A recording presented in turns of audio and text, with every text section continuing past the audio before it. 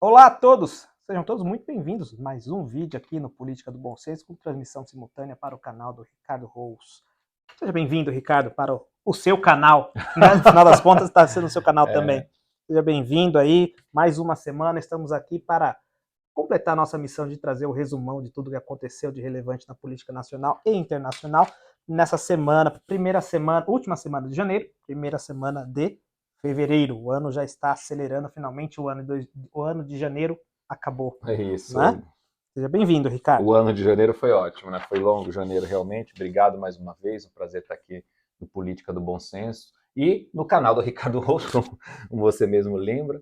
Realmente janeiro foi longo, mas tem muita coisa boa aí pra gente resumir, né? E o ano já começou, já estamos no segundo ano. Tá chegando o carnaval, Danilo. Daqui a pouquinho já. Carnaval. Aliás, esse resumo é o do carnaval? Não. Vai ter ainda tem o do carnaval na sexta de carnaval. Eu desconfio que um amigo meu vai estar um pouco longe daqui. Não, na sexta de carnaval acho que eu vou estar aqui. Isso. Então nós teremos um resumo Sábado do carnaval. Já não garanto nada para ninguém, mas na sexta eu tô aqui. Então é o penúltimo aí pré-carnaval para finalmente o ano começar, até porque começou ontem o ano judiciário. A gente grava sempre nas sextas-feiras, por isso que eu falei ontem. Na quinta, o ano judiciário, o executivo já está trabalhando, o legislativo também vai começar a voltar agora, a legislatura. Então, o ano mesmo vai começar lá depois do carnaval. Semana que vem ainda vai ter algumas notícias aí, eu tenho certeza, de repercussão de Polícia Federal e algumas buscas e apreensões que fazem muito barulho. Então, apesar de não ter começado o ano legislativo, vai ter barulho. Ainda teremos alguns toque aí nas portas do povo, é isso? Vai bater toque. É isso aí. Que, inclusive, teve um toque bem famoso aí, logo no comecinho da semana, vamos passar a primeira notícia, né? Na semana passada, vamos falar semana passada, porque começa no domingo, certo? Certo. Então, nesta semana, começamos com uma live dos Bolsonaros, e teve aí uma repercussão bem grande, 500 mil de pessoas assistindo simultaneamente, depois já foi para 1 milhão e poucos de visualizações, e tava tudo beleza lá no clã Bolsonaro, todo mundo feliz, porque bateu as expectativas de live, né? Afinal das contas, ele não é mais o presidente da República. Então tava tudo feliz. Saíram para pescar, logo na segunda-feira de manhã. Quando voltaram para casa, receberam o quê, Ricardo Rous? Outro pescador? Um toque. Dizem que foi feita uma pescaria aí, já te falo disso. Né? Teve um toque da Polícia Federal na casa dos Bolsonaros, lá em Angra dos Reis, segundo o que me consta. Por quê? O que foi a justificativa? De acordo com a alegação, o vereador do Rio de Janeiro, que é o Carlos Bolsonaro, eu não sei se é o 02, 03, 04, eu já me perdi nessa conta aí, mas é um dos filhos do Bolsonaro que é vereador no Rio. E segundo o que tem de alegação, ele comandava aí uma tal de ABIN paralela. Bolsonaro assumiu e tem a Agência Brasileira de Inteligência, que é o serviço, é a nosso FBI. Isso. Né? O nosso FBI, respeitado a todas as proporções possíveis aí. Segundo dizem, o Carlos não acreditava muito no serviço de inteligência brasileiro, então ele queria receber diretamente as informações, mesmo ele sendo um vereador que não tem relação nenhuma ali com o Planalto. Né? E, segundo as investigações, milhares de pessoas eram investigadas e monitoradas por esse sistema que a presidência da ABIN comandava e dava geolocalização dos seus adversários e pessoas malquistas pelo governo federal. E o Alexandre de Moraes, nessa investigação, determinou que fosse feita uma busca e apreensão na casa do Carlos, apesar de que a casa foi do Bolsonaro. Chegando lá, segundo dizem aqui as investigações, primeiro a Daniela Lima, que é do Grupo Globo, do Globo News, disse que foi encontrado um notebook da ABIN com o Carlos, que seria uma informação grave. Relevante. Né? Afinal das contas, o Carlos, como eu disse, é vereador. Não tinha, na época em que o pai era presidente, e hoje também, muito menos, nenhuma relação com a ABIN. Então, seria uma coisa grave. Depois, horas depois, foi desmentida essa informação de que não foi com o Carlos. Era uma fake news, então? Exatamente. Entendi. Daqui a pouco eu falo um pouco sobre a questão de fake news, mas, por enquanto, a Daniela Lima, que publicou no blog dela, e a Globo News se retrataram dizendo que não foi encontrado com ele especificamente. Né? E depois o senador Flávio Bolsonaro, que estava nessa live, nesta casa em que foi alvo da busca e apreensão, fez uma manifestação aqui no Senado, inclusive o vídeo já está no nosso canal, se você quiser conferir a íntegra dele, dizendo que foi feita uma pescaria de provas. O que é a pescaria de provas? Vamos dizer que o Ricardo Rose é um desafeto meu, mas não tem nada contra ele. Então, eu procuro alguma ilegalidade pequena contra ele. Vamos dizer que você não pagou o IPTU da sua casa. E eu Ainda não paguei mesmo, não. Estou no prazo. Exatamente. Inclusive, começa IPTU e IPVA, tudo chegando Tudo agora no comecinho de ano. Segura. Fique atento, por causa. Inclusive, no meu caso, OAB também. Meu CRE está cobrando, inclusive. Puta, deu até uma tristeza agora. Mas, enfim, começo de ano tem todas essas cobranças. E vamos dizer que você fique devendo em alguma delas. Eu inicio um processo com essa justificativa. Mas não que isso seja relevante. Mas eu uso esse processo para ser o start, a fagulha de começar a te investigar. E nessa investigação, eu achar alguma coisa. Como que eu faço isso? Vamos dizer que nessa investigação eu falo, pega o celular do Ricardo para a gente ver se tem algum comprovante do IPTU. Não faz sentido nenhum. Mas eu uso essa justificativa porque, uma vez em posse do celular do Ricardo, eu posso descobrir outras coisas. Isso é a tal da Fishing Expedition ou pescaria de provas. Eu uso uma alegação menor para justificar uma busca e apreensão e na busca e apreensão eu conseguir outras coisas. Vamos dizer, por exemplo, que tem uma busca de apreensão contra mim e na minha casa, eu sou advogado, tem um computador com outros clientes. Faz a busca de apreensão do meu computador e descobre provas contra várias pessoas. Isso é a pescaria de provas. Segundo o senador Carlos Bolsonaro, eu confundo os nomes que são muitos Bolsonaros. Muitos filhos. O Carlos Bolsonaro alegou justamente que houve essa tentativa de pescaria de provas. Somado ao fato também dessa fake news, notícia falsa aí do Grupo Globo em relação à família Bolsonaro, foi uma segunda-feira meio conturbada para a família Bolsonaro. Posso dizer, no mínimo, conturbada, né, Ricardo? No mínimo conturbada, Danilo. Mas, e depois, que para mim, inclusive, olha, é só conjectura, é só um bate-papo. Coincidência. Ok? Mas justamente após uma mega live do Bolsonaro, na semana em que o Lula e a equipe que faz lá o papo com o presidente resolveu não fazer mais, ou estão revendo a conversa com o presidente, justamente porque não tinha audiência quase nenhuma. Enfim, pode ser só coincidência, e ok. Mas vamos lá, gente. O que me causa uma certa estranheza, Danilo, nesse episódio, e eu vou começar isso aqui dizendo o seguinte, se alguém errou, tem que pagar.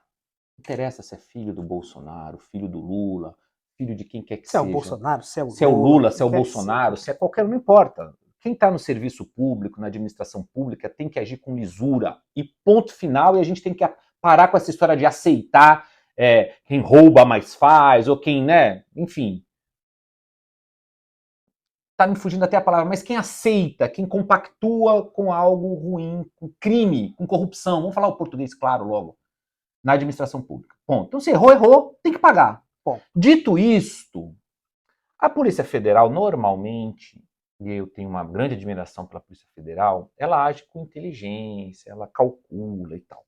Esse processo da chamada ABIN paralela, ele foi solicitado uma busca e apreensão na casa do Ramagem, do deputado federal Ramagem. Na semana passada. Há uns 3 dias antes da segunda-feira, deve ter sido na sexta ou na quinta-feira passada, porque também a mesma lógica, a mesma história, o mesmo tudo. E foi, então, a Polícia Federal. Ela costuma agir assim. Quando ela vai dar ela investiga, sente o cheiro, né? Que tenha indícios de coisas erradas, então ela monta a estratégia e solicita os mandados de busca e apreensão. Normalmente, coletivo. Olha, esse copo conectado com essa caneta Bic, conectado com esse porta-copo, conectado com esse lencinho.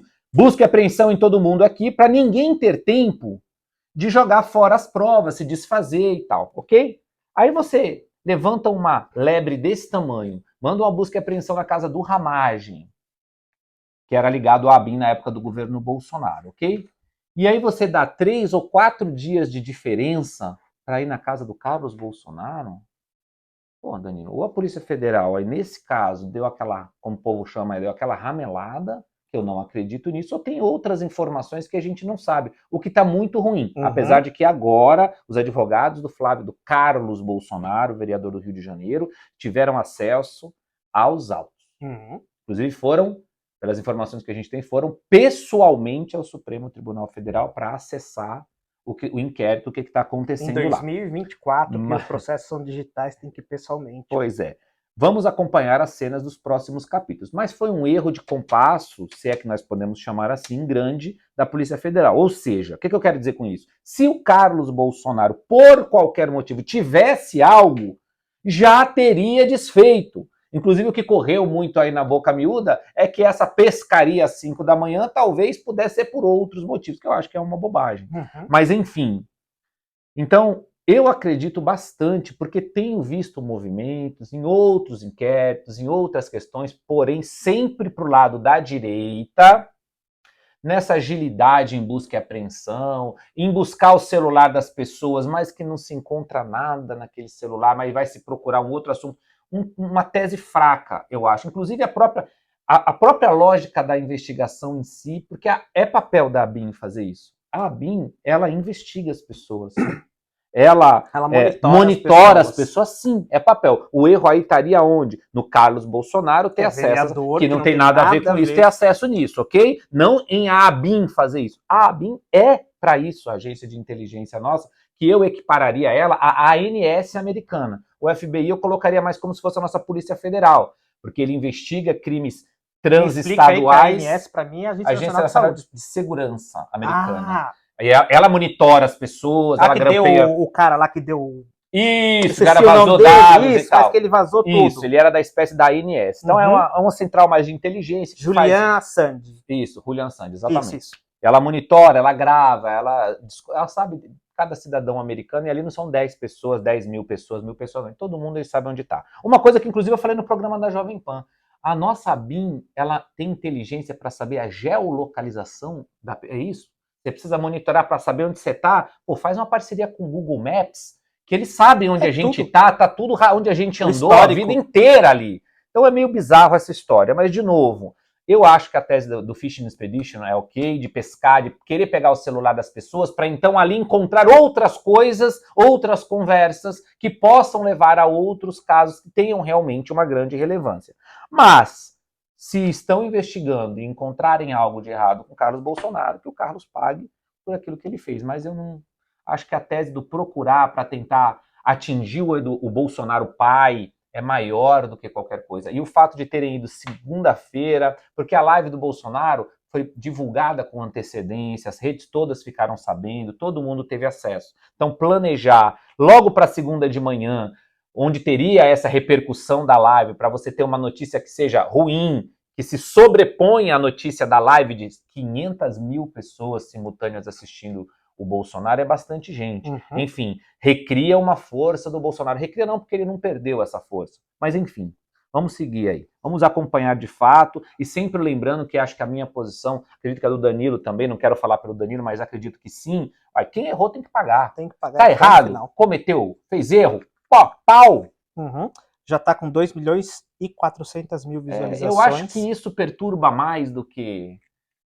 ele teve acesso a... Tanto que a lógica do computador saiu na Globo, depois tiraram, não tinha computador nenhum, não da ABIN, com o Carlos Bolsonaro. Enfim, eu acho que essas informações desse poderio digital que o Bolsonaro tem, é um fato. Quem é que hoje no Brasil coloca isso? Tirando esses youtubers aí malucos? Não, na área política, na política é uma sumidade. Então, acho que isso incomoda muito mais, ofuscaria. A notícia na segunda-feira seria só essa. Bolsonaro coloca 500 mil de pessoas em live na internet. Ele e os filhos, que a live foram com os 4, né? Bolsonaro pai, Eduardo, Carlos e Flávio Bolsonaro. Uhum. Enfim, vamos acompanhar.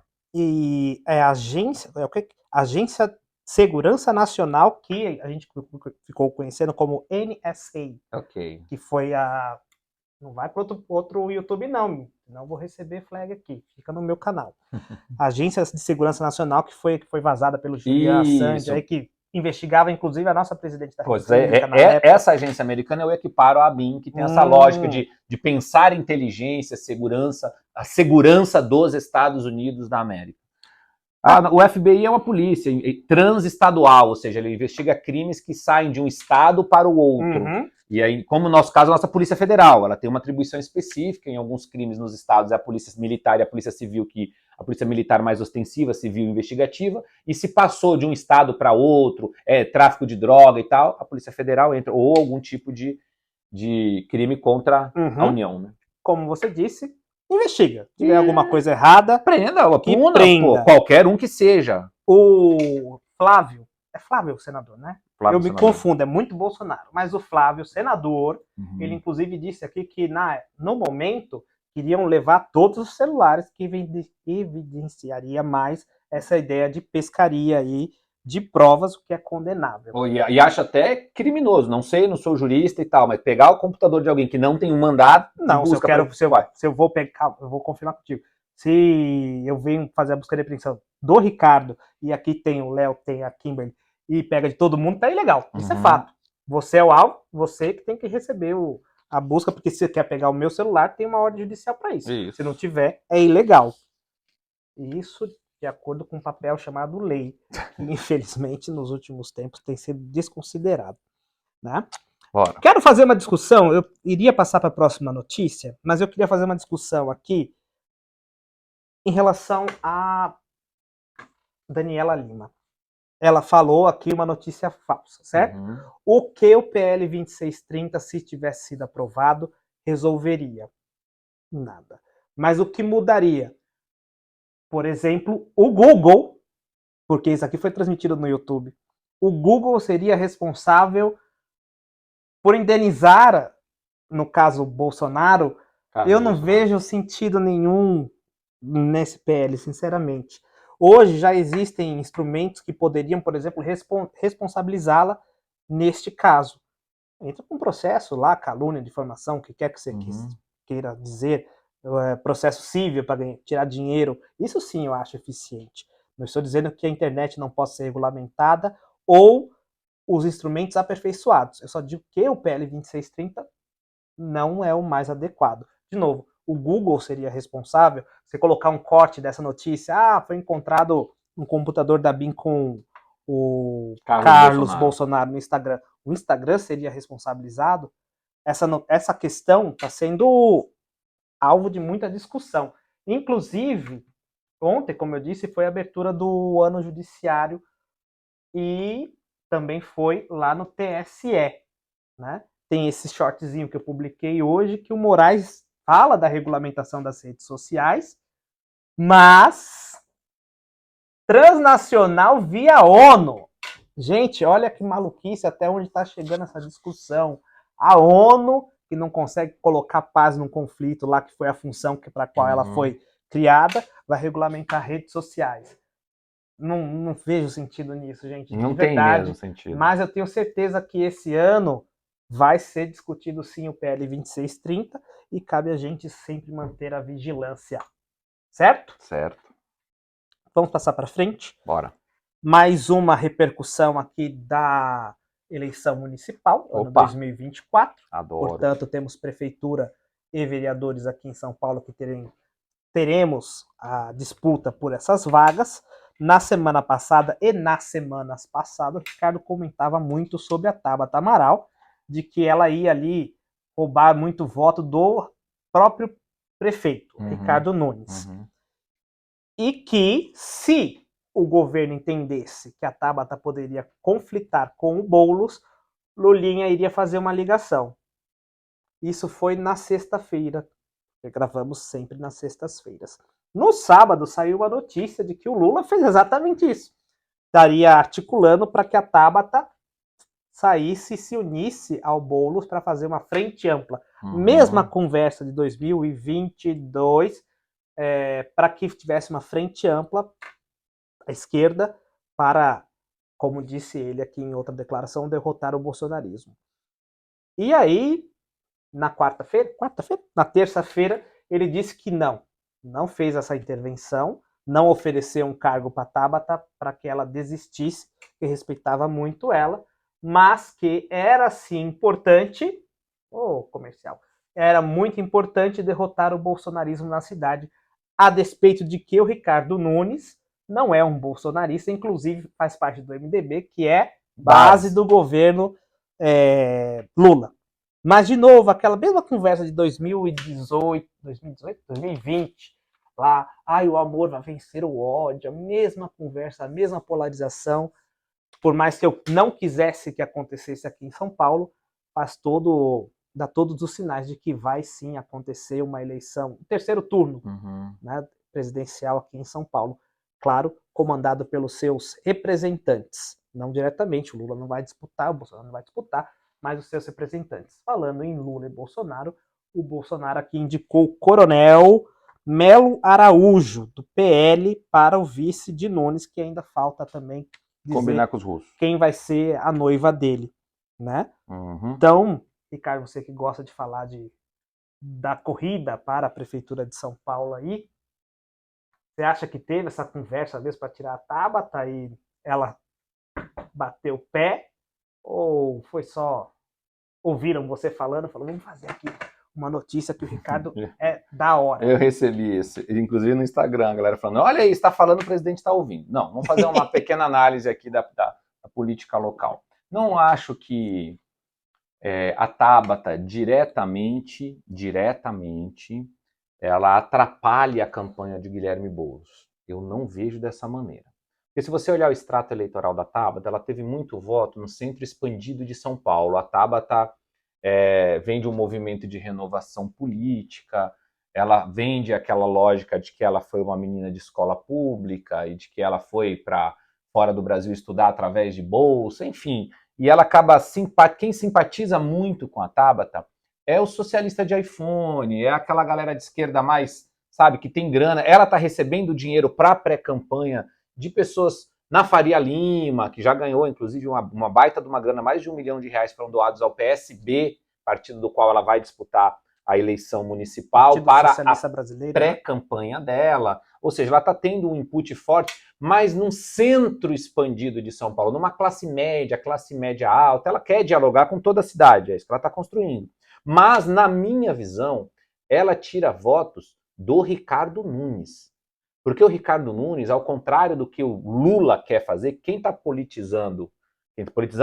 nacionalizando, polarizando a disputa na cidade de São Paulo, é o Lula. É o Lula, porque eles têm dentro do conceito deles os seguintes números. O Lula teve mais voto que o Bolsonaro na cidade de São Paulo, o Haddad teve mais voto do que o Tarcísio na cidade de São Paulo. O Boulos já foi o deputado mais votado na cidade de São Paulo. O Boulos é o segundo da eleição passada, de 2020. Ele perdeu para o Bruno Covas. E o Bruno também já era de centro-esquerda. O Bruno não era de direita.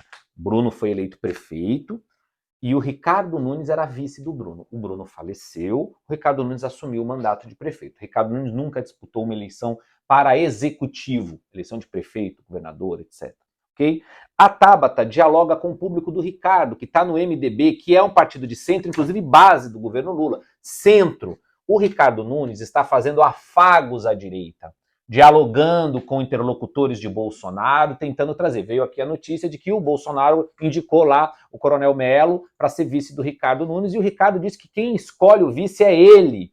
Automaticamente a indicação desse nome do Coronel Melo pelo Bolsonaro, o Milton Leite, que é presidente da Câmara Municipal dos Vereadores da cidade de São Paulo, uma figura extremamente influente e importante na política local, que é do União Brasil, disse que ele mesmo poderia ser o vice de Ricardo Nunes. Então embaralhou ali o meio do caminho, no momento onde o Ricardo, o prefeito, falou, não, a escolha do vice é minha e vai ser feita no momento que eu entender o melhor momento. O Ricardo Nunes tem uma frente ampla de partidos, é a verdadeira frente ampla na cidade, diversos partidos políticos, partidos de peso, o próprio MDB, União Brasil, enfim, tem uma série de partidos. Ele vai ter que dialogar com esses partidos, não é assim, empurrar goela abaixo o nome do vice, porque, por exemplo, tem o próprio União Brasil, que é grande, que tem estrutura e que está impedindo até agora, até o momento da nossa gravação, sim, né, a campanha do Kim Kataguiri, que está pontuando nas pesquisas, próximo ali de 8, 7, 6, 9% nas intenções de voto. Então seria lógico que a União Brasil lançasse a candidatura do deputado federal Kim Kataguiri. Sim, não vai lançar, está segurando essa candidatura em nome da aliança com o Ricardo Nunes. Então isso tem um preço, tem um peso. Ou seja, tem muita coisa para acontecer, não é agora, hoje, semana que vem, que o Ricardo vai anunciar o seu vice. Ele vai segurar um pouquinho mais na frente, depois de conversar bastante, dialogar bastante com essa frente ampla. A polarização da campanha, quem interessa é o Lula, que quer eleger o Boulos, o seu pupilo aqui na cidade de São Paulo. Inclusive Boulos, que deu uma entrevista à Jovem Pan esses dias, falando de segurança pública, falou de outras coisas, mas toque de segurança pública. Há um deputado que não votou pelo aumento da pena de furtos e roubos quando teve a oportunidade de votar em Brasília. O partido dele, o PSOL, está com um projeto em Brasília para poder liberar, vamos assim dizer, em outras palavras, pequenos furtos. A gente não entende bem direito o que é isso, pequenos furtos, mas talvez seja aquela bagunça que está acontecendo na Califórnia, lá onde você vai poder roubar pequenas coisas e não ser punido. Acho que até $1.000 você não pode acionar a polícia. Uma baderna surreal. Tem um projeto de lei em Brasília, do PSOL. O PSOL não votou contra a saidinha de banco. Na época, o Boulos não era deputado federal. Isso foi em 2022 essa votação, mas o partido dele votou em peso contra a saidinha de presos, perdão. Enfim, tem muita coisa acontecendo. O importante é a gente acompanhar essas informações, aqui principalmente no Política do Bom Senso, que traz de forma sem viés político, fala bastante aqui sobre o que está acontecendo de fato. O Lula quer polarizar Lula e Bolsonaro. O Lula, inclusive, já falou que a eleição de São Paulo é contra o bolsonarismo. Que bolsonarismo? Bolsonaro é candidato? Não! Bolsonaro não é candidato. Os filhos do Bolsonaro são candidatos? Não. O Bolsonaro abençoou um candidato a prefeito? Não. Muito pelo contrário, na verdade. Apesar de que você deu uma ideia aí, que seria muito viável. Estava nas pesquisas no começo Eduardo Bolsonaro. O Eduardo Bolsonaro chegou a pontuar com 11% em pesquisas eleitorais. Acabou por algum motivo, talvez pessoal, não sei, familiar, a gente não sabe o motivo, ele retirou a candidatura, foi quando surgiu a candidatura de Ricardo Salles, dentro do PL, Eduardo que é do PL de São Paulo. O Ricardo Salles era o candidato, ele se colocou como candidato, esqueceu de combinar com o Valdemar, que é presidente do partido, e o Valdemar já estava fechado com o Ricardo Salles. Desde muito tempo eu falei isso, em vários locais onde eu tive a oportunidade de falar. O Valdemar não vai deixar o Salles ser candidato, ele não vai ter a legenda. O que aconteceu ontem? O próprio Ricardo retirou a intenção de candidatura, já que o Bolsonaro estava se posicionando para apoiar o Ricardo Nunes. Ou seja, virou uma bagunça. A direita na cidade de São Paulo não tem candidato. O Ricardo Nunes, atual prefeito, vai ser a opção que a direita vai ter para evitar que a gente tenha o Boulos ou até mesmo a Tabata Amaral na Prefeitura de São Paulo. Você falou aí, Ricardo, antes de eu passar para o próximo tema, que eu ia falar de segurança pública, que você comentou, de novo, eu reitero que uma candidatura de direita para antagonizar com uma candidatura de esquerda, para mim, faz todo sentido. Okay. Mas eu não sou presidente de partido. Então, sigamos. Você tinha comentado aí da segurança pública, que foi um tema dito pelo Guilherme Boulos. Guilherme Boulos, que é um prefeitável, um tema que eu inventei, tal qual os presidenciáveis. E eu tenho escutado segurança pública de forma reiterada nesses últimos dias, o que me leva a crer que duas coisas. É uma dor do brasileiro e que vai ser um tema talvez aí decisivo nas eleições de 2024, a despeito de que segurança pública não é tema municipal. Nós sabemos aí que os municípios não têm polícia, tem a Guarda Civil Metropolitana ou a Guarda Municipal, nos locais onde não tem região metropolitana, cuja função é guardar bens públicos municipais, não necessariamente fazer ronda ostensiva. Então não é um tema típico do município, mas vai estar aí na pauta. Tanto que o vídeo que você comentou, ele fala aí de rediscutir a segurança pública na cidade, a despeito de que não é tema necessariamente do prefeito. Falando nisso, nós temos aqui que essa semana, como vocês sabem, nós tivemos aí a troca de comando lá no Ministério da Justiça e de Segurança Pública. E aqui, na apresentação de resultados do ministro da Justiça, agora ex-ministro da Justiça, atual senador e futuro ministro do Supremo Tribunal Federal, ele comentando aqui sobre a necessidade de repensar o sistema prisional e o sistema carcerário, uma vez que tem muita gente presa e que é inteligente, até mesmo fiscalmente, porque um preso custa R$4.000 por mês preso, R$4.000 por mês para o Estado. Alguém monitorado de verdade, com a tal da tornozeleira e monitoramento, custa 400. Então, ele estava falando aqui que até fiscalmente é mais inteligente não encarcerar. E essa fala dele aqui me chamou a atenção porque ele diz: a pessoa que cometeu um crime grave tem que ir pra cadeia mesmo. Bom. Mas quem comete crimes de trânsito, e aí ele deu uma pausa porque ele sabe que o que ele ia falar ali ia ser um pouco indigesto, mas por isso que eu gosto do Dino. A despeito da gente ter aqui discordâncias, ele fala, não fica com meias palavras. Ele falou: pessoas que cometem crimes contra o patrimônio, essas pessoas você tem que repensar se tem que estar preso ou não. Acontece, o que são crimes contra o patrimônio? Tem lá uma miríade de crimes no Código Penal. Tem lá uma o quê? Miríade. Uma quantidade ilimitada de crimes contra o patrimônio, como dano, você quebrar um bem, você roubar, furtar, extorquir mediante sequestro. Todos esses crimes são crimes contra o patrimônio. Eu acredito, vou ser bem sincero aqui, que não era bem desses crimes que ele falou. Mas tá aqui, confere lá no nosso shorts, que ele falou que pessoas que cometem crimes contra o patrimônio deve ser repensado se deve ir para cadeia ou não. Me permite uma parte? Fique à vontade. Ele falou que pessoas que cometem crime, olha lá o vídeo para você entender, crimes contra o patrimônio de maneira geral. Aí, de maneira geral, você tira a especificidade da coisa. Eu não estou falando, apesar de que eu sou contra, vou logo falar de cara, nem quero saber, não. Roubou celular tem que ser preso, roubou bolsa tem que ser preso, e acabou a conversa. Como é que a gente vai coibir a criminalidade de crescer no Brasil? E está crescendo, por isso é um tema nas eleições de 2024. Se a gente vai passar a mão na cabeça do vagabundo. Cara, desculpa, eu não entendo, mas ok, eu vou entrar na onda aqui de discutir o que foi dito. Crimes como patrimônio de maneira geral, então é furto, roubo, sequestro.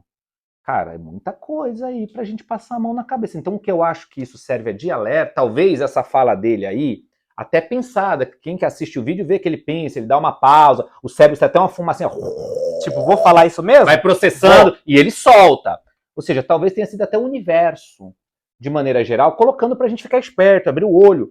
Porque se passa um negócio desse aí, não sei, cara, me preocupa. Me preocupa. Ele vai botar o projeto de lei enquanto senador, diz ele, e vai pro STF, vai soltar a bomba, a granada, tirar o pino e largar no Fire in the hole! E bum! E vai sair fora. Mas nós não podemos ficar dormindo com relação a isso, não, para evitar que isso passe. Veio com esse papinho de que tem muita gente no sistema penitenciário. Bota essa galera para trabalhar. Muda a legislação, tem que mudar nesse sentido, de botar preso para trabalhar. Às vezes não tem que pagar R$4.000 para vagabundo nenhum. Tá louco, pô? O que tá acontecendo? Você que é mais a educação, uma pessoa, uma criança para educar é menos do que isso, né? Hoje, para o nível médio, é menos que R$2.000 o valor disponibilizado para uma educação, para um jovem no ensino médio, por exemplo. Por mês é R$4.000 para vagabundo ficar preso. Meu, quem tá pagando essa conta é o cidadão brasileiro. Tá errado, isso tá errado. A vítima que sofreu um roubo, um sequestro ou qualquer coisa assim desse vagabundo que tá preso, ela tá pagando para esse cara tá preso, para ele comer, para ele dormir. É óbvio que tem distorções no sistema prisional brasileiro? Tem distorções no sistema prisional brasileiro, sim, Danilo. Acho que a gente tem que discutir o sistema prisional de maneira bem ampla. Agora, sempre olhando o viés da vítima, do cidadão. O sistema prisional é feito para tirar da sociedade pessoas que não estão aptas ao convívio social. Elas cometem crimes, elas não seguem as regras estabelecidas, regras através das leis, de uma determinada sociedade. Para isso, então, tira essas pessoas da sociedade, coloca elas dentro de presas, encarceradas num regime fechado, para que elas não importunem a sociedade. Esse é o primeiro ponto.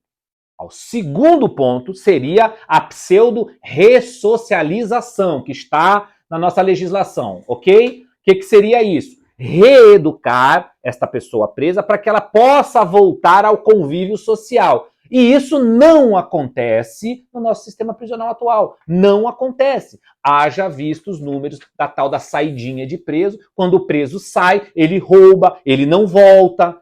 Cara, tem muita coisa que está errada nesse processo. Então nós temos que discutir o sistema prisional, mas o meu viés é diferente do viés do Dino.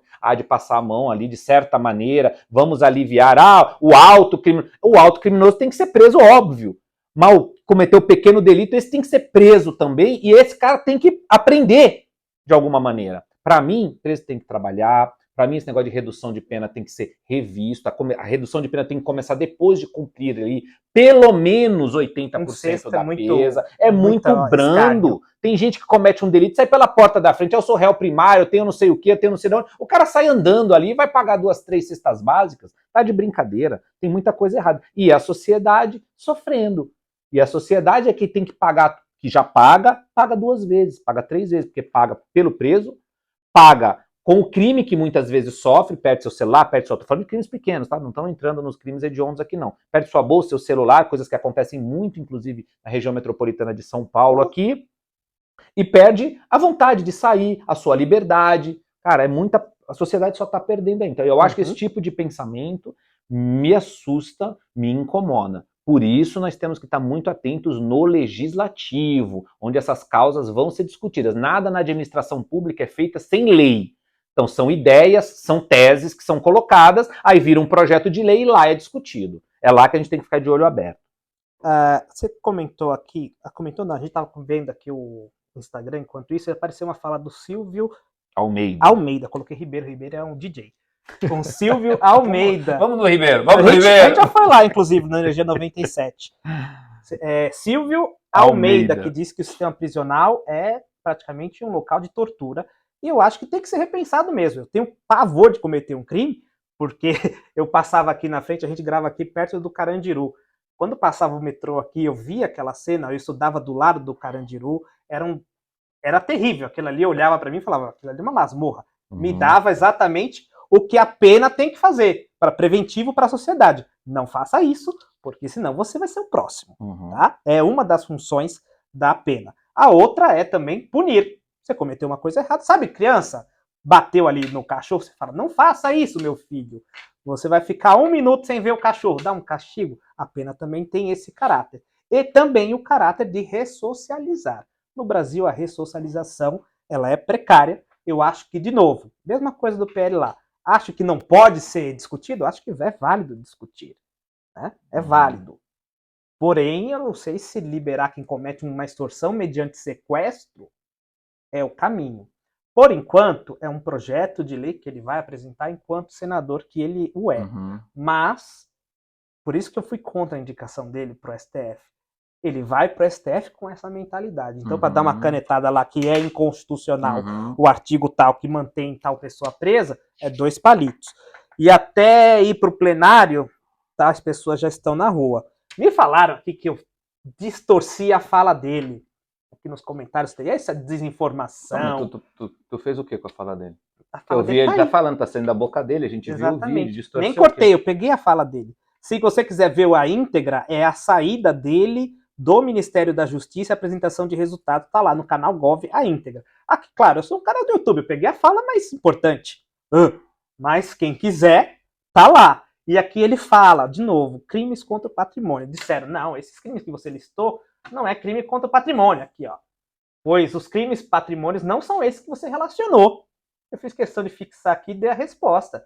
Jovem, tá lá no Código Penal. Infelizmente, pode ter sido o que ele não quis dizer, mas ele disse. O que ele quis dizer, eu não tenho como colocar aqui nos shorts no YouTube, porque eu não tenho aquele negócio do Black Mirror de pegar a mente. Só o que ele externou, tá? Aí, de novo, se tivesse o PL 2630 aprovado, ele teria me acusado de um crime. Olha que maluquice. Eu poderia processar essa pessoa por calúnia. Eu acho que não é o caminho. Eu acho que esse 2630, inclusive, nem vai. Ele vai ser desmembrado, mas vão falar da regulamentação da mídia. Não sei se aqui ou na ONU, como diz o Alexandre de Moraes. O Alexandre tá viajando com a ONU. A ONU não consegue resolver nem os problemas dela. Pô. Que não serviu para nada. É um grande encontrão de gente que vai lá para qualquer coisa, menos resolver problema. Mas, ó, teve como... O fio da meada que a gente puxou pela posse do Lewandowski. E ele, então, se tornou ministro de fato e o Dino despediu-se do Ministério da Justiça. Ali eu notei 2 diferenças, né? Do Dino. O Dino não lê o papel, ele simplesmente sai falando o discurso. Enquanto o Lewandowski é uma coisa mais... É o jurídico, que eu tô de saco cheio. Adoro minha profissão, mas isso me irrita. Ele começou a citar, porque o Ministério da Justiça foi criado em 1800 e não sei quanto, com nome de secretaria, e a função é tal. Ficou uns 20 minutos falando isso, cara. O Lewandowski deu outra liturgia para o cargo. Puta merda, aí é o Marco Aurélio que fala da liturgia do cargo, mas foi muito diferente aí. A despeito disso, depois de 20 e poucos minutos falando para que servia o Ministério da Justiça, eu acho que não precisava, porque está lá na lei, né? Depois de tudo isso, ele de novo citou a importância de repensar o sistema de segurança, que é excludente, que só prende pobre e o caramba. Então eu vejo, e depois o Lula, quando foi na abertura do ano judiciário, também falou a mesma coisa de segurança. Então, realmente... Tem um discurso alinhado aqui. Nós temos aí executivo, o executivo também, o legislativo do Dino, e o Dino também, como o judiciário, que daqui a pouco é STF. Então, segurança vai ser o assunto do ano, né? E eu acho que faz todo sentido. De novo, não é competência municipal, mas, com poucas pessoas... Cadê o livro do Ricardo, gente? Cadê o livro do Ricardo? Me ajuda, jovem. Eu vou fazer um mexendo no seu próprio livro. Obrigado. Aqui. Como poucas pessoas leram o livro do Ricardo, elas não sabem que isso não é um tema de município. Mas mesmo assim, vão falar de assunto de segurança pública nessas eleições, tá? E, para você ficar bem informado sobre tudo o que acontece na política internacional e nacional, clica aí no se inscrever e ativa o sininho. Assim, toda vez que o vídeo do Ricardo ou do Política do Bom Senso subir, o YouTube te notifica. Ricardo, vamos passar agora para algo... a posse do Lewandowski está aqui, tá? Você pode ver aqui, quando eu falei, olha lá, lendo... não, propaganda! Gente, me ajuda. Mas está lá no canal do YouTube. Ó, aqui, ó, cabelo falhado. Tá me denunciando aqui, Ricardo. Tá sabendo muita coisa, Google. Mas... A gente não tinha nem prestado atenção, mas tu foi lá e entregou. Bem, se vocês quiserem saber o que aconteceu lá na posse do Lewandowski, são 5 segundos mais lentos do mundo. Tá aqui a posse, tá vendo? Lendo muito chato. Mas se você quiser ver, tá aqui o vídeo no nosso YouTube. Vamos passar um pouco para frente aqui, levar a nossa discussão mais para o norte, né? Ricardo Rose daqui a pouco vai estar lá em terras americanas, vai poder trazer mais informações. Mas, por enquanto, vamos com o que a gente sabe. Vocês sabem que os Estados Unidos é um lugar que você pode ter o American Dream, fazer a sua vida lá. E as pessoas, consequentemente, querem ir para lá. E quando você é bem qualificado, eles querem que você vá. No entanto, quando as pessoas não têm a qualificação que eles desejam, eles não são muito amigáveis. Posso dizer assim. E, portanto, tanto que o Donald Trump dizia que ia construir um muro, etc. Então, a questão migratória é uma questão importante, principalmente nos estados do sul, ali, Califórnia, Texas, eu acho que o outro é Nevada, Arizona, Novo México, sei lá. Eu não entendo muito dos Estados Unidos, prefiro o Brasil. Mas, ali no sul, tem um fluxo migratório, afinal das contas, é uma fronteira terrestre, é só passar, pô. Em alguns locais tem um muro, tá? Ele existe, em outros locais tem rio, enfim. Aí tenta-se fazer alguma coisa para tentar passar. O que acontece? A maior fronteira, se não me engano, é com Texas. E o governador Greg Abbott, do Republicanos, falou, opa, vocês cheirosos ficam falando de imigrantes, mas eles chegam aqui. Eu não quero. Então começou a fortificar a divisa, a fronteira, com esses ofendículos, como são chamados, né? E a Suprema Corte falou, quem tem que fazer isso é o governo federal, não o Estado, né? Lá é uma federação de fato, então eles respeitam bem as competências, ou deveriam respeitar as competências estaduais e federais. Só que aí falaram, pô, mas não tá fazendo? Vocês ficam aí falando que estão fazendo e não estão fazendo, quem sofre é o Texas. Então eu mesmo vou fazer. Isso criou uma confusão, porque falou, e aí? Né? É o governo federal, é o governo estadual que pode fazer. E eles estão justificando que justamente quando Biden assumiu, teve uma explosão de imigrantes, né, na região ali do sul dos Estados Unidos. Isso me lembrou um pouco o Designated Survivor. Você lembra lá que teve também o presidente assumiu, deu uma ordem, mas os estados não queriam cumprir. Não queriam cumprir. Eles estão falando de guerra civil. Eu sei que não está na agenda, Daniel, mas aqui é Obama. Isso, aí tem o Obama aqui, assume o Donald Trump, dá aquela queda, Trump e Biden concorrer à eleição, o Trump perdeu e, consequentemente, o Biden começou. Mas é significativo. É o maior. Entende? É realmente muito grande. Gente, você concluiu aí? Pode ir. Aí estão falando de guerra civil, 27 governadores já assinaram que estão do lado do Abbott. Tem eleição do Trump, não, eleição do Biden com o Trump, e eles estão falando, ó, já está meio que uma prévia de que lado você vai ficar aí, porque a galera não quer a imigração, o que leva um pouco a discussão mais para a cara do Trump, né, que é anti-imigração. Enfim, guerra civil, Ricardo, calma lá, não é tudo isso. Como você falou, nos Estados Unidos, se respeita muito mais, é diferente do modelo como no Brasil, os estados têm uma autonomia muito grande, inclusive tem uma Suprema Corte nos estados. De cada estado. De cada estado americano, que em cada estado norte-americano você pode ter liberação para uso recreativo da maconha, por exemplo, você tem porte de armas ou não, tem estados que tem idade para dirigir é diferente. Exato, para beber bebida alcoólica. Cada estado tem a sua autonomia, é uma federação mais propriamente na razão de ser. Porém, essa questão da imigração, ela é uma questão realmente muito profunda, não só nos Estados Unidos. Os Estados Unidos é bem forte, mas na Europa também isso está acontecendo muito fortemente. A Europa, o fluxo migratório é muito grande. Lá mais liberal, sim, mais liberal, mas está tendo um impacto muito grande populacional, tendo um impacto na economia, tendo um impacto de várias maneiras. Pausa. Lá está acontecendo a mesma coisa. Bruxelas decide que é legal, mas quem recebe, tal qual o Texas, a Itália, a Espanha falou, o que tá acontecendo? Calma lá, que está vindo primeiro em mim. Né? Enfim, exatamente. O que é importante dizer nessa questão imigratória? Os americanos, em especial, até a questão do Trump, quando estava no poder, e ele fala muito isso hoje, porque ele já está pegando essa onda, obviamente, que já é uma pauta dele, falando que ele voltando ao poder, ele vai ser mão de ferro com a questão da imigração. É a imigração ilegal. Aqui nós não estamos falando da pessoa que quer ir para os Estados Unidos, começar uma nova vida, trabalhar e tal, e ela faz todo o processo legal. Ela vai no consulado, ela solicita seu visto, ela faz todo o trâmite. Não. A gente está falando de pessoas que simplesmente querem entrar num outro país de forma ilegal, atravessando uma fronteira, como foi mostrado ali, que sem nenhum tipo de legalidade. É contra esse imigrante que os americanos estão fechando o cerco. Até porque também, se você olha os dados da segurança norte-americana, você vê que tem um perfil muito crescente junto com a imigração ilegal. Então o imigrante legal vai para lá e descobre que não é assim para arrumar um emprego, que não é assim para viver, ele procura outros caminhos.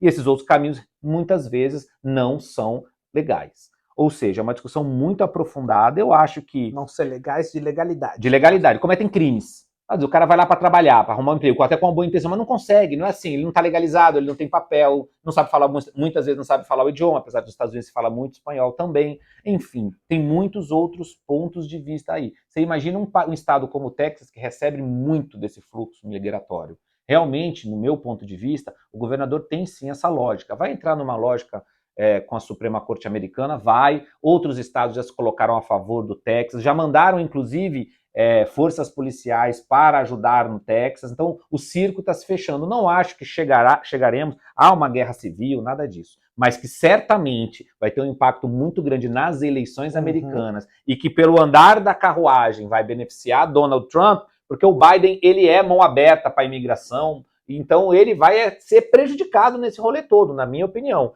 O Trump é que tem pego essa sinalização toda que os estados já estão dando e está capitalizando em cima disso, porque já é uma bandeira dele e ele está dizendo que ele vai endurecer, sempre lembrando que está se falando da imigração ilegal.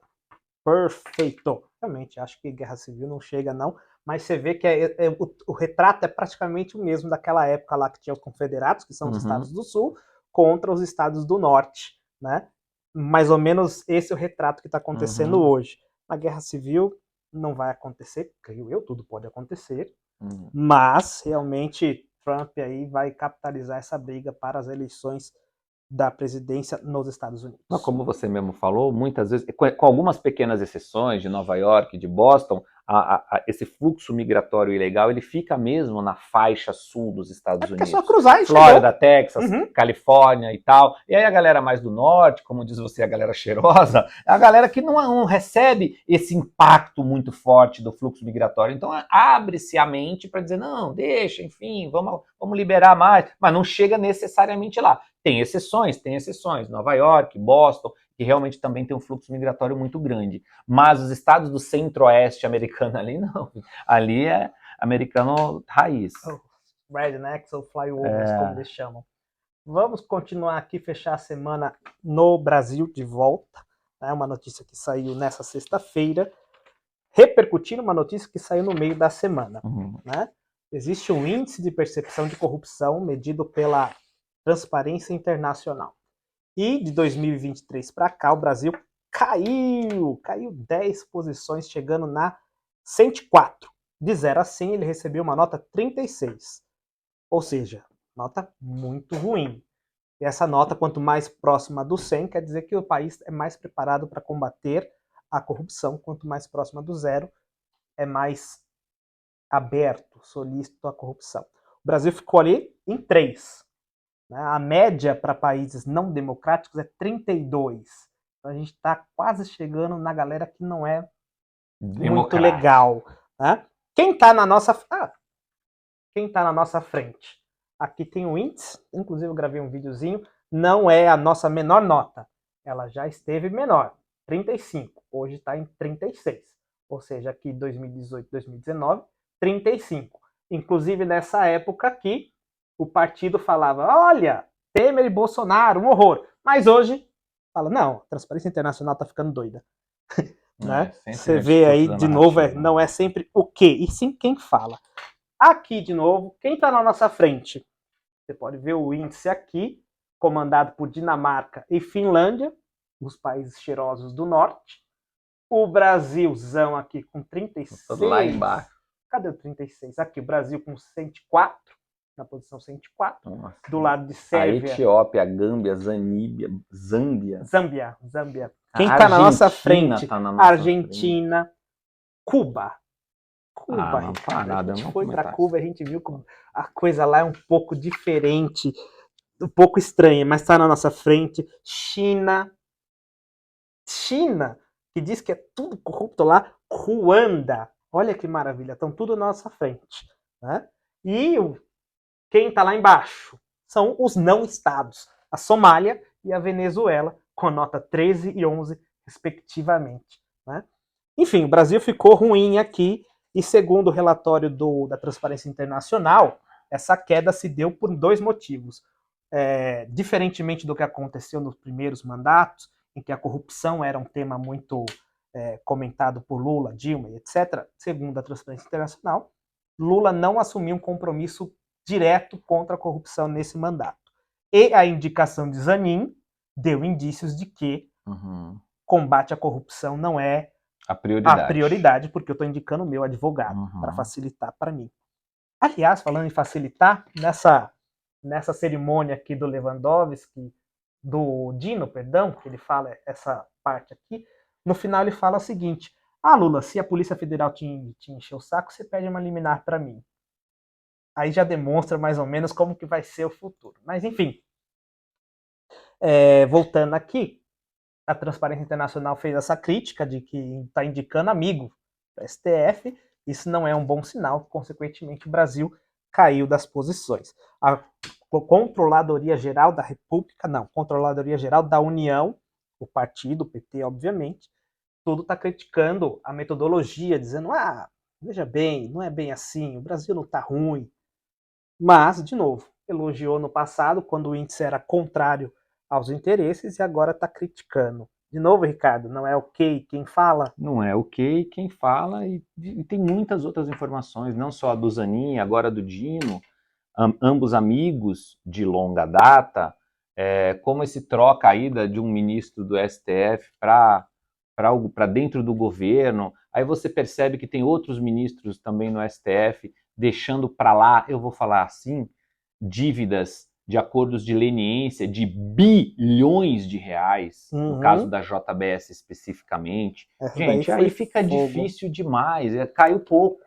Então é um governo que, na minha concepção, realmente não tem essa preocupação, não tem essa conexão, não vendeu isso, nem aprendeu com erros do passado. Então é muito provável que a gente ainda caia alguns pontinhos, porque pelo que eu percebi no relatório, nem foi contabilizado esse acordo de leniência de uma empresa... Porque é 2024. De uma empresa que já falou, eu vou pagar, já tinha fechado o acordo, estava de 3,8 bilhões de reais. Eu falei, não precisa pagar não, deixa para lá isso aí. Você se envolveu em corrupção, não faça mais isso, viu?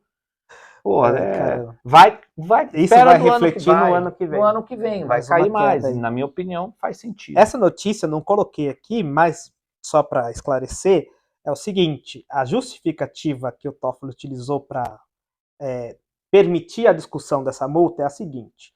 De acordo com eles, houve uma mancomunação entre o Moro e o Deltan Dallagnol, que era o MP. Então, segundo eles, a JBS pode ter sido uma empresa coagida, mas enfim, coagida a fazer o acordo de leniência frente ao conluio de juiz e MP. Essa foi a justificativa, mais ou menos. Isso. Então, essas multas bilionárias aí podem ser rediscutidas. De novo, já foi confirmado que houve o crime, tá? Já houve confissão de que o crime foi cometido, a corrupção, dinheiro nosso perdido aí, mas eles estão falando dos efeitos da condenação, aí vamos... Cometi! Aí, calma lá. Realmente é uma questão que eu tinha ignorado aqui, bem que bom que você lembrou, mas realmente vai fazer todo sentido e diferença aí em 2024, no próximo ano. Nem na Venezuela, essas que tá lá em último. Não, o que eu quero dizer é o índice, a gente tá falando, o Léo falou, nós estamos em 2024. Yes, mas tira a cabeça aí, meu jovem. O índice de agora é de 2023. O resultado de 2024, isso que eu quis dizer. Que deve ser divulgado em final de janeiro de 2025, vai piorar. Vai porque piorar. Não tá contando com toda essa loucura que está acontecendo e outras que podem vir aí. O que eu fico pensando aqui, só para fechar, deixar essa reflexão aí para quem nos acompanha. Você é de uma empresa como a Odebrecht, né? Que agora Novo Honor, que é isso, mudou o nome. Aquele negócio de mudar o nome, rebranding, eles acham bonito falar esse troço aí. Mudou o nome. Você aceitou pagar num mega escândalo de corrupção 3,8 bilhão de reais. Aí, pô, será que para um ministro mudar essa lógica, falar, não, 3 é muito, 3 vamos ver se de repente acontece alguma coisa aí, ele suspende isso para discutir a possibilidade de uma outra multa, uma multa menor, uma multa que seja, sei lá, de 3 cestas básicas, sei lá, plantio de 1.000 árvores em algum lugar aí do Brasil, não sei, não estou desmerecendo, estou dizendo que é uma pena bem alternativa. Sim, mas existe uma proporcionalidade aí evidente. Tem algum benefício? Não sei. Será que o ministro pode, sei lá, não sei, não estou dizendo que é o caso, estou apenas questionando, porque para a empresa é um baita de um benefício. Né? Eu vou deixar de pagar 3,8 bilhões de reais para de repente pagar, sei lá, 500 milhões. Então nós estamos falando, se pagar, estou dando um exemplo, pode ser que não pague nada, absolutamente nada, de 3,8 para 0. Mas vamos imaginar que receba aí, a multa fica em 500 milhões de reais. Era 3,8 bilhões de reais. Aí a gente está tirando 3,3 bilhões de reais, deixando isso para lá. Será que, sei lá, mais 500 milhões aí no meio do caminho, para quem teve essa ideia genial, sei lá, eu não sei, mas leva... Por isso que o índice de percepção da corrupção caiu. Não tem a ver com isso, mas no ano que vem terá. Com certeza nós teremos más notícias. Eu só sei que a reflexão dele é sempre ruim. A gente, nós brasileiros, pagadores de impostos, aí com o governo querendo fechar o déficit zero, aí aumentando imposto, taxando a tua comprinha da Já fala aí aqui também que eu ia falar das notícias rápidas, ó. O rombo de 235 bilhões de reais. Esse merece um vídeo, Danilo, porque a gente tá tendo muita narrativa de que esse dinheiro não é... O Haddad falou que o rombo de 235 bilhões de reais não é só deste governo, tem a ver pagamento de dívida do governo passado, isso não é verdade. E está colocando aí os precatórios que na pandemia se empurrou para lá. E está se pagando por quê? Se já foi aprovado no Congresso Nacional a possibilidade de prorrogação até 2027 pagamento dos precatórios. Por que esse governo resolveu agora então pagar? Essa é uma perguntinha boa. O governo foi lá e falou, não, que isso? Nós estamos com dinheiro sobrando. O que é um rombinho de 235 bilhões de reais que nós pegamos um superávit de 50?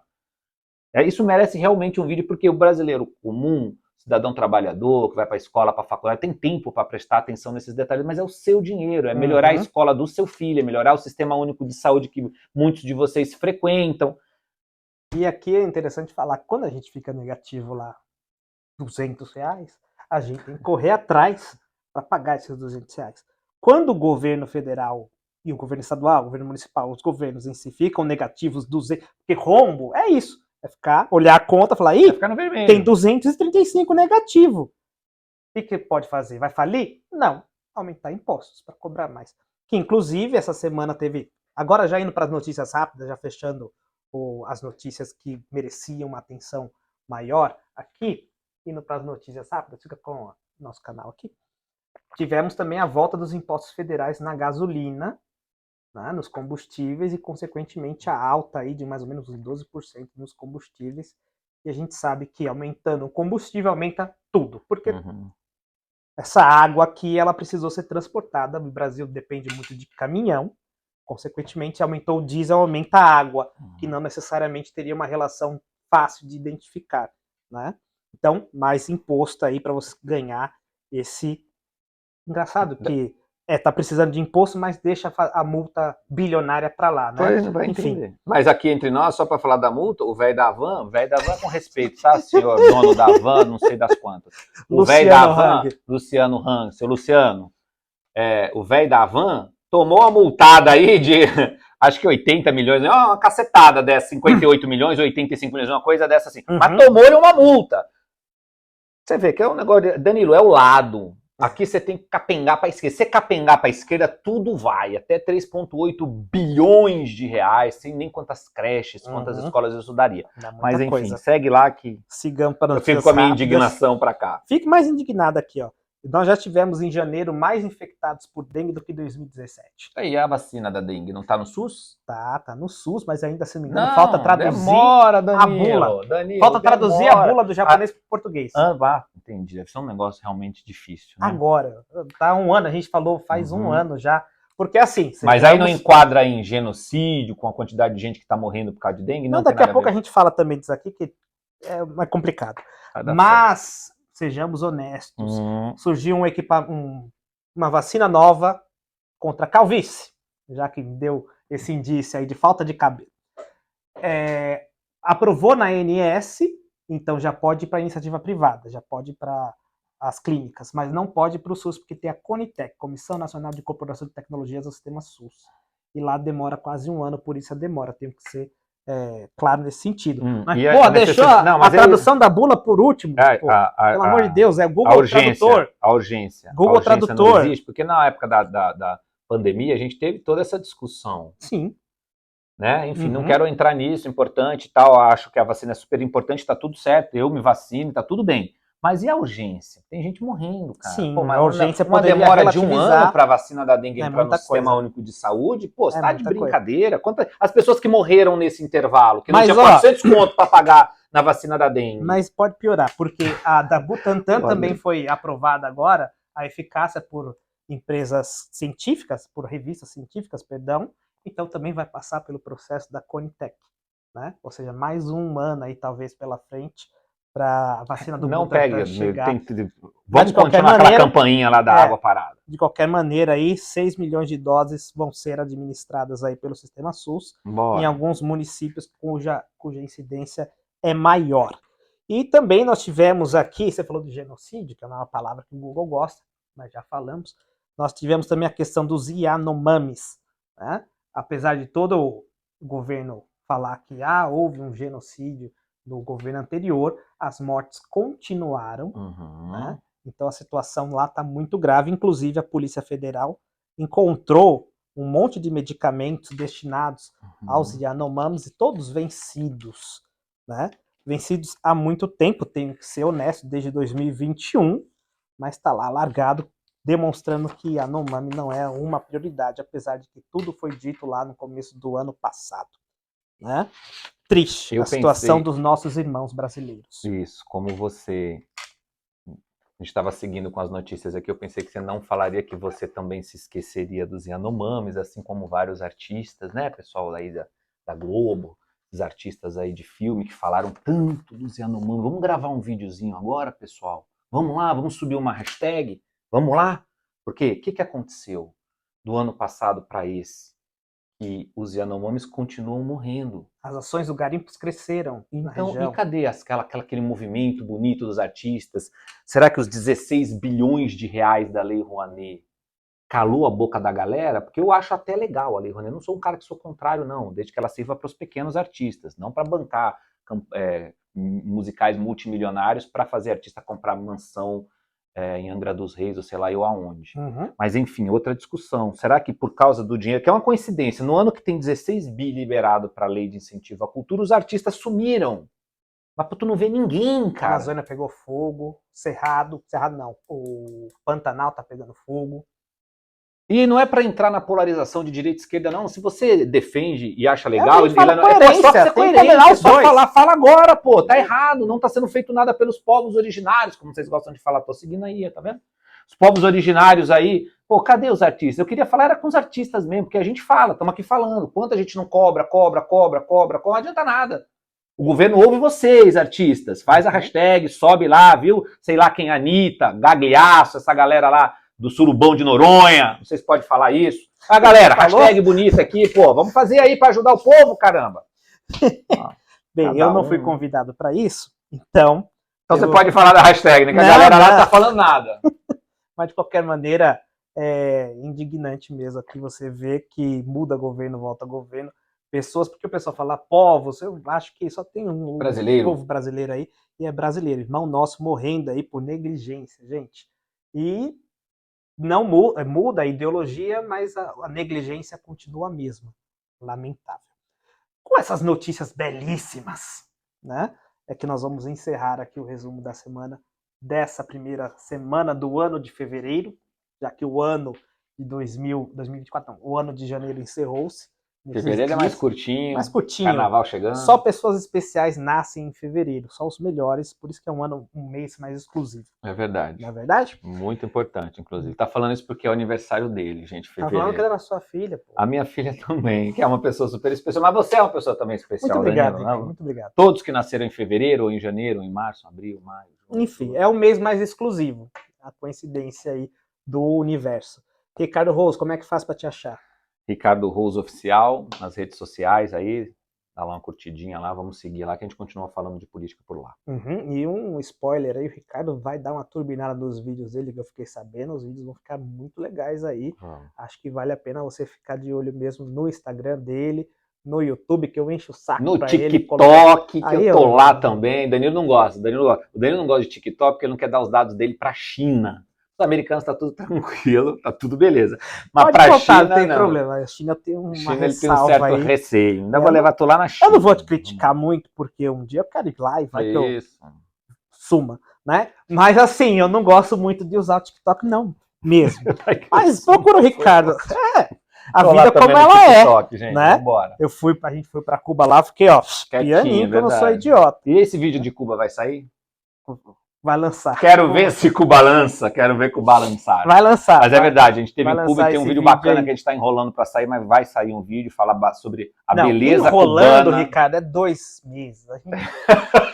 Foi no ano passado lá. 28, eu lembro que foi aniversário da minha irmã, era 26 de março, a gente já tava chegando por lá. Então, faz muito tempo, mas acho que vale a pena a gente trazer aqui pelo menos uma versão do que a gente viu. Isso. Né? Sem ficar aí falando assim, vai pra Cuba, a gente foi. A gente vê o que aconteceu lá.